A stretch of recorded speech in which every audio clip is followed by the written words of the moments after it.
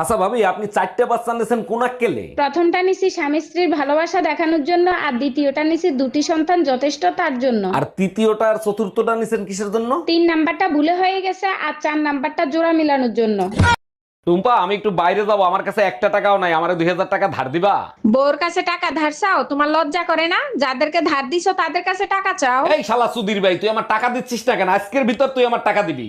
আরে গালি দিচ্ছ কেন? ভালোভাবেও তো চাইতে পারো, তাই না? আরে বাবা, গালি কোথায় দিচ্ছি? ও তো তোমার ভাইয়ের কাছে ফোন দিছি।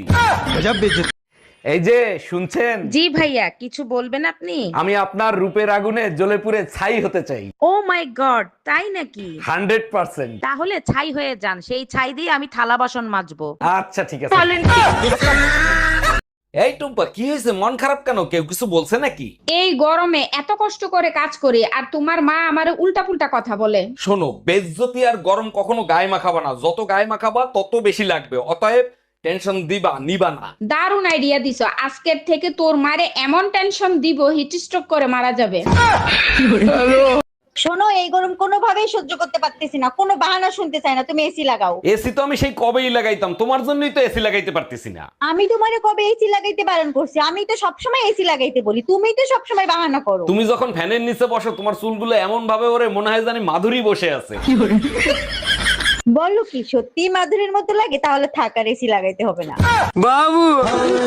এই আমার প্যান্টের পকেটে 20,000 টাকা ছিল, টাকা কি তুমি নিছো? আমারে কি তোমার চোর মনে হয়? আমি কেন তোমার টাকা নিব? টাকা তো তুই নিছিস, কিভাবে টাকা বের করতে হয় আমার জানা আছে। এই একা একা বিড়বিড় করে কি বলতিছো? বলতেছি শুটিং এর জন্য নকল টাকা আনছিলাম, এখন আবার নকল টাকা আনতে যাইতে হবে। কি ওগুলো নকল টাকা ছিল?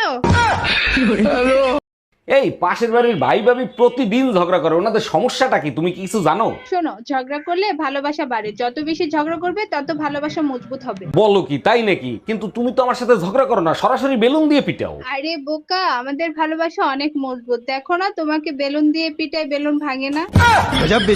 ভাইজান, শুনলাম আপনার বউ নাকি ড্রাইভারের সাথে পলাই গেছে। আর ভাবি বললেন না, চরম বিপদে পড়ে গেছে। এখন বলেন তো কি করি? আরে ভাইজান, পলাই গেছে ভালো হয়েছে, এখন আরেকটা বিয়ে করবেন। বিয়ে তো আরেকটা করতে পারি, কিন্তু আমি তো ঘর জামাইছিলাম, আমারে কি এখানে থাকতে দিবে?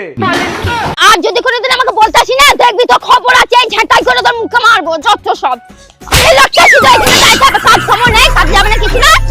আচ্ছা একটা কথা বলি, সত্যি সত্যি উত্তর দিবা, একদম মিথ্যা বলবা না। কি বলো এগুলো? আমি কি আজ পর্যন্ত তোমার মিথ্যে কথা বলছি? বলো কি জানতে চাও? আচ্ছা, তোমার সাথে যদি কালো একটা মেয়ের বিয়ে হতো তখন তুমি কি করতা? শোনো, কালো হোক আর সাদা হোক, বিষ তো বিষই, তাই না?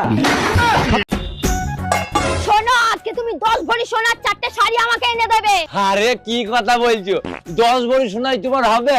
আমি তো ভাবলাম তোমার জন্য 100 ভরি সোনা আর 20-30টা জামদানি শাড়ি কিনে এনে দেবো। হ্যাঁ তাই নাকি? যাও তো, ফালতু তুমি ইয়ার্কি মেরো না। শুরুটা কে করেছিল?